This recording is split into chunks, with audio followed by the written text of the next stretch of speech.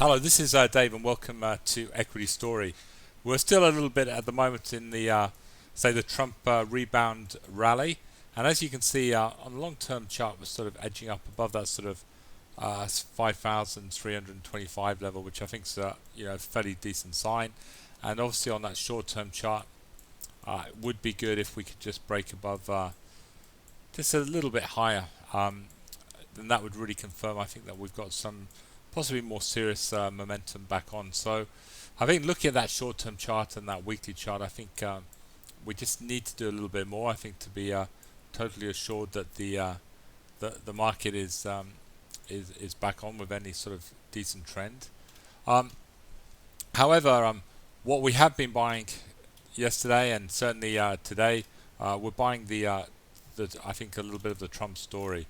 And although I think we're going to hear a lot about good Trump and a lot about bad Trump. At the moment, it's all about good Trump, and good Trump is certainly that resources sector. And yesterday, we put on IGO. I just get Independence Group. We added it as to our 3-year growth portfolio. And if you actually look at the chart here, it's got a stunning chart. It's doing everything right. And today is quite good. We actually I think we raised the buy price around 480, and the stock did go below that today. It gave us a good chance to get into that company at sort of the sort of levels we're looking at. And again, with these tremendous sort of copper prices, which are actually looking really bullish at the moment, that are broken out, and IGO has a bit of gold, and it's going to be, I think, really part of this commodities resurgence that we're going to, I think, see over the next 6 months. So IGO was obviously added yesterday, and again, what we did today, trending stocks, we saw a great opportunity to obviously get another sort of Trump trend, which is BHP Billington. So little sort of obviously Friday afternoon, a little bit of profit taking. BHP has had a big run, but again, if you look at that chart, it's absolutely perfect.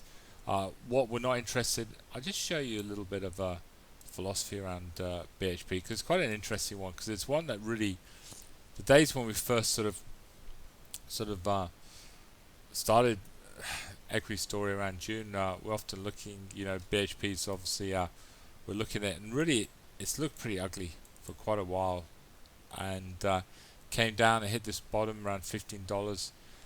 We're not clever enough to pick these bottoms, but suddenly if it gets this level, it's starting to trend, it's starting to look pretty good. And then again, starting to see a decent swing. You can see this MACD, there it would have been a little bit too soon for us. Here it had a failed MACD, but then it went through that MACD and had a nice little move up. And now it's given us another chance, and again starting to move for that MACD. I think all the news on with obviously resources and all the infrastructure spend that's going to go on in the States, I think things like BHP and Rio are very, very interesting at the moment. We actually chose BHP over Rio, just simply, I think, a little bit more on the chart. As you can see, we've had that nice move up, and if you're looking at BHP on a decent trend, you'd think it could actually trend up 30 or even 35. You think, like, looking at it, there's potentially a good 30% in BHP over the next year or so. I think it's looking really, really very, very good. Just have a look at Rio as well. Rio, we haven't added it yet. Simply, we did. I was thinking at one stage of sort of putting them both on, but I do feel the issue with Rio, if you actually squash the chart up, you can see it a little bit better. It's a little bit risk reward. I think we got a lot more reward from BHP for what risks would be. You could see obviously Rio, it didn't quite get sold off as badly as BHP, and you can see most probably it could, that 70 cents level could certainly be a target. Like BHP, it has had a little bit of a run, so maybe with this one we'll watch Rio. If there is a bit of profit taking on these stocks, it comes back, then certainly we'll add Rio into the picture. I think it's obviously great to see these resource companies start booming. It's obviously going to be fantastic for the Australian economy if we are going to have a commodity resurgence, which obviously we believe we are here at Equity Story. I just like to have a look at just some of the stocks that sort of making a bit of news today. Obviously, ACU again, activistic again. It's got a fantastic little business model. Like all these little sort of small caps, they can take some time to get going. They got a great tick of approval today from Google, which I think saw the share price jump up about sort of 100%, which is great to see. And I think it can really build, hopefully, build a base around this news. And again, thing about activistic, it just needs time. There's people, they're adding more and more people to the platform every single few months, and I think it just needs time. As time, more and more people are adding, slowly and slowly, their revenue model will lift. Um, Talking about revenue models, great to see another sort of LP up really strongly today. Let's get this chart. It's a decent green candle. I think it needs to do a little bit more, get above that 3 cents level. But again, a fantastic performing company, up 27% today. Big, actually, we're sort of big supporters of the business model. LP, it's one of our 10 baggers, and we do believe this company. It's very, very simple as they keep getting more sort of electricity contracts under management. Their revenue grows, and they're growing much quicker than what they actually set out to do from day one. So it's a great company locality planning, and if you're not into it, it's well worth a look. I'd just like to also put out mention Cassini. Now, Cassini Resources is a really exciting. This is a real sort of, it's a real classic 10-bagger play. And there is a lot of risk in this stock because it doesn't have any revenue yet, but they've got one of the best nickel and copper deposits in Australia, possibly I think the largest nickel deposit discovered in the last 30 years. They've got a lot of copper there as well. They had a great deal with Oz Minerals, who now they're re-drilling the project. Potentially, Cassini, if all these drill results go well over the next sort of 5-6 months, could own 30% of the biggest nickel and copper mine, one of the in the top three biggest in nickel, copper and nickel mines in Australia. So it's well worth a look at Cassini. Again, like I said, it is high risk, but it's also high reward. And you can go to the website, read up about it, or go on the ASX. This is an exciting company. I sort of personally spoken to quite a few times, and I knew him from the times when he used to run BC Iron.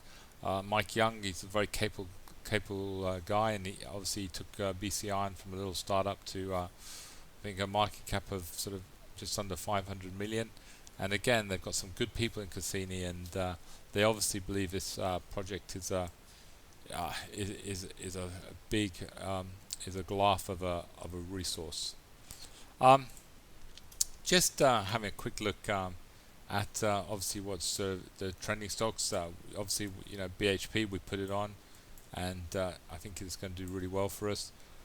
ORE, again, just holding above those sort of trend lines. I think it looks absolutely fine. FPH, again, sort of dipping above that trend line. I think that's just market sentiment. Hopefully it won't be long before we start making some money on this. And FXL actually sort of having a sort of quite a good sort of little move up today. We are going to sort of get out of this one at 240, and it might be a sort of a 7-8% return in sort of 3 or 4 months. It's for enough for equity story. That's a pretty poor result, but making money is making money, and the last sort of month and a half, I think this market's been pretty tough to trend into. What I would say, just our trending model is certainly not a day trading model. The average trend will hold it for sort of 1.5 months, and I think that's why. But the fact that we're not a day trading model is why we've been making over 70% returns the last 2 years.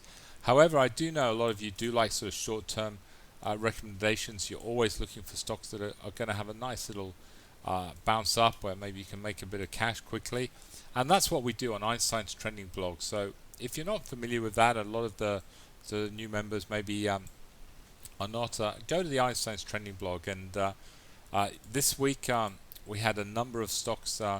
We had 2 gold stocks, Evolution, Northern Star, that had actually buy signals on them, and we had a number of bullish stocks. Now, on average, all these stocks, Evolution, the gold did come down after having a jump, and Domino's had a jump. We actually did jump on that Domino's trend and made 6%.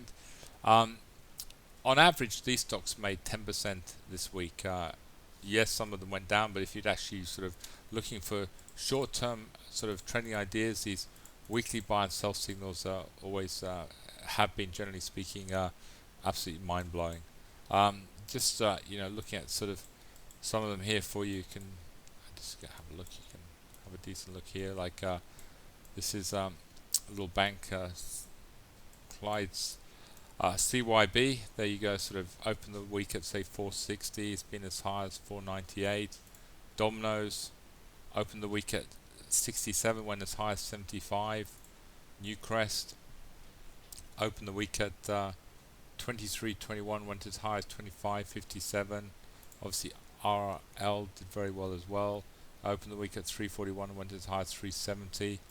Evolution opened the week at 239, went as high as 263, and again Northern Star opened the week at 439, went as high as 494. So these weekly buy and sell signals again are picking up on the momentum of stocks absolutely brilliantly. I think that's all I've got to say tonight on Equity Story. I look forward to doing this report on Monday, and have a wonderful weekend. And again, I think today is the 11th of the 11th, so obviously here at Equity Story, with a lot of pride, we remember all those soldiers that fought valiantly for us in the last in the sort of all the world wars and the other wars that have happened in the last sort of 100 years. Anyway, thank you very much for listening to Equity Story, and good night.